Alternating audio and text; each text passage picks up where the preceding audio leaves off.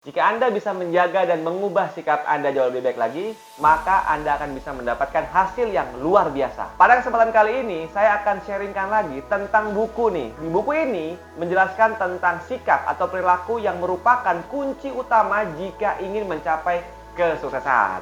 Nah, buku ini berjudul dengan Attitude is Everything yang ditulis oleh Jeff Keller.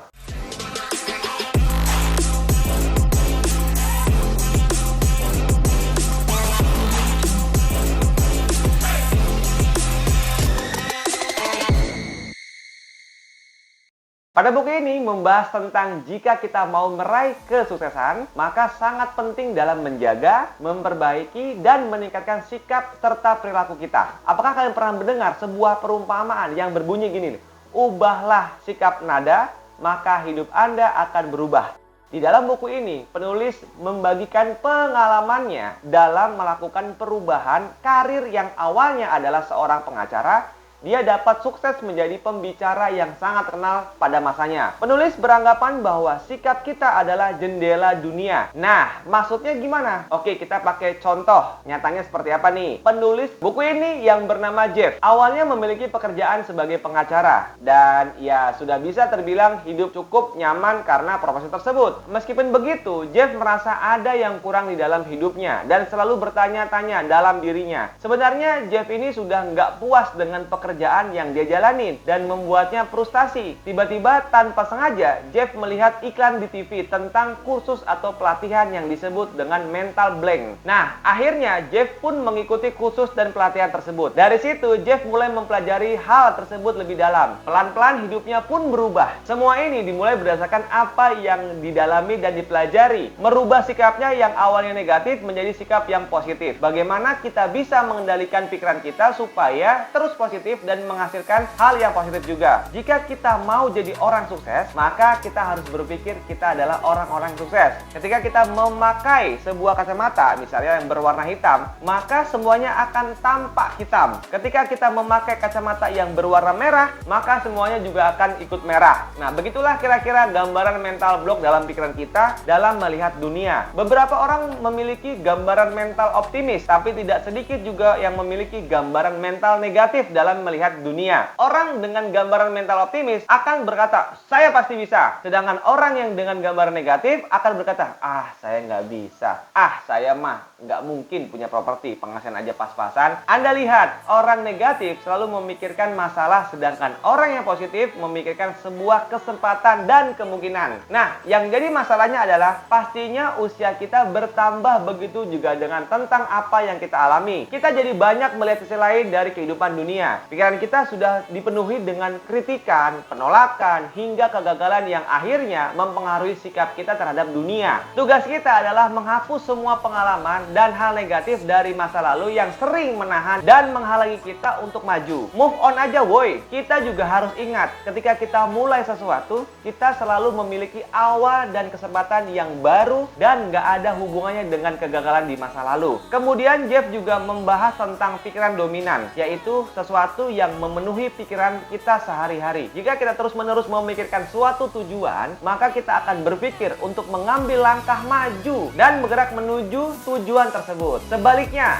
dengan sikap atau pola pikir negatif, kita tidak akan berani mengambil langkah pertama itu. Dan juga kita akan selalu menghasilkan keputusan dan tindakan yang negatif juga. Oleh karena itu, jadikanlah sesuatu selalu berpikir positif menjadi sebuah kebiasaan. Pada akhirnya, keyakinan yang positif akan membawa kita kepada masa yang lebih baik lagi. Jadi pastikan kita semua harus selalu memiliki pola pikir positif. Selanjutnya, buku ini menekan untuk waspada dan jaga omongan kita. Kata-kata yang diucapkan memiliki kekuatan yang luar biasa. Maka sekarang kita harus menjaga dan memperhatikan ucapan dengan hati-hati. Buku ini juga memberikan contoh. Katakanlah namanya Tom. Tom ini adalah karyawan sebuah perusahaan dengan posisi tenaga penjual. Dia memiliki mindset dan pikiran kalau dirinya adalah gak jago dalam berjualan. Celakanya adalah bukan hanya sesekali dia berpikir seperti itu. Parahnya dia juga mengucapkan secara gamblang untuk mendukung pemikirannya tadi gitu ya. Ia mengatakan hal seperti itu kepada temannya. bahwa ia tidak akan pernah berhasil dalam penjualan dan benci ketika harus menghadapi calon pelanggan yang ingin membelinya. Dan Anda tahu apa yang terjadi setelahnya.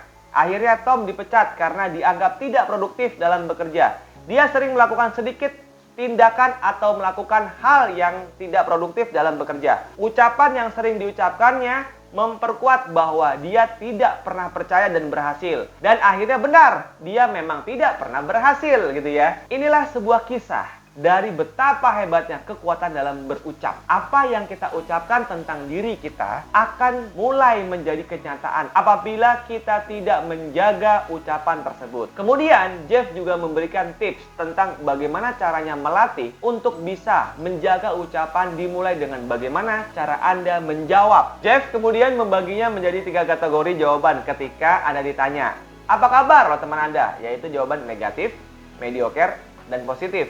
Tentunya jawaban negatif harus kita hindari karena bukan hanya menguras energi diri kita sendiri, tapi juga menguras energi orang lain.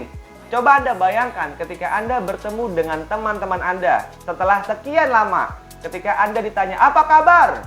Dia menjawab dengan keluhan yang negatif. Ya, capek juga gitu ya. Nah, pasti akan Anda males dan mulai berbicara dengan hati, dasar udah lama nggak ketemu, langsung cerita ngeluh ini itu dan seterusnya. Pasti ujung-ujungnya mau minta sesuatu nih, atau mau pinjam duit nih. Tobat, woi. Ayo, siapa yang pernah mengalami seperti itu? Coba ceritakan di kolom komentar nih ya. Kemudian selanjutnya adalah mediocre. Apa itu mediocre? Yaitu tipe yang biasa saja. Yaitu orang yang pas ketemu, apa kabar? Oh baik. Oh aman, ya beginilah, kamu kan lihat sendiri, dan seterusnya. Kemudian yang ketiga adalah, responnya adalah positif. Nah, tipe inilah yang harus kita jadikan contoh. Ya, ketika kita ditanya, apa kabar? Kemudian kita menjawab, hebat, dahsyat, mantap, luar biasa. Walaupun bagi beberapa orang agak terlihat berlebihan. Tapi ucapan ini justru akan membantu Anda meningkatkan kepercayaan diri, akan menciptakan pandangan dan aura positif kepada Anda gitu ya. Oke lanjut. Kemudian dalam buku ini menceritakan tentang cek circle pertemanan Anda. Jeff juga membagi jenis teman dekat kita ini menjadi 2 kategori, yaitu orang yang beracun dan orang yang bergizi. Tentunya orang yang beracun selalu memikirkan hal-hal yang negatif. Ketika Anda menyampaikan ide dan gagasan Anda tentang hal yang positif, mereka menyangkal dan selalu bilang, kamu nggak bakal bisa. Kita ini mah cuma orang-orang biasa saja. Kemudian tipe orang yang bergizi.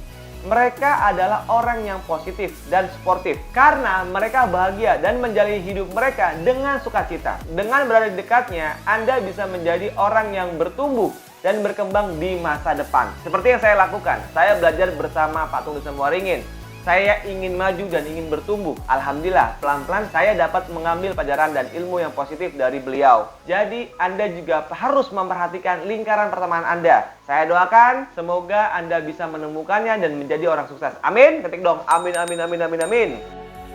Oke, demikian review buku dari saya. Buku ini sangat bagus sekali. Maka dari itu, teman-teman boleh banget nih bantu share supaya sama-sama dapat pelajaran yang baik dan menarik dari buku ini. Semoga bermanfaat. Saya Dimas Ananto, salam mantap.